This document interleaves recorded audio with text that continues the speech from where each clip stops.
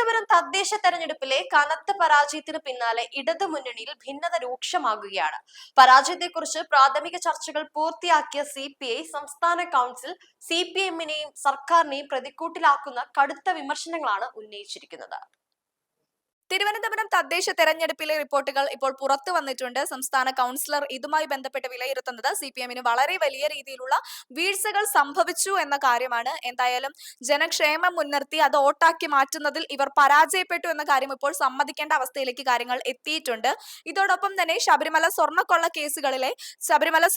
കേസുമായി ബന്ധപ്പെട്ട് വിശ്വാസികളുടെ വോട്ട് നഷ്ടമാകുന്നതിന് കാരണമായി എന്ന പ്രസ്താവനയാണ് ഇപ്പോൾ വരുന്നത്. അതോടൊപ്പം തന്നെ ന്യൂനപക്ഷങ്ങളിൽ നിന്ന് അതൃപ്തി നേടിയതും ഇത്തരത്തിൽ വോട്ട് നഷ്ടമാകുന്നതിന് കാരണമായി. ഒപ്പം തന്നെ വെള്ളാപ്പള്ളി നടേശന്റെ വർഗീയ പരാമർശങ്ങൾക്കിടെ കർശന നടപടി സ്വീകരിക്കാത്തതും തിരിച്ചടിയായി.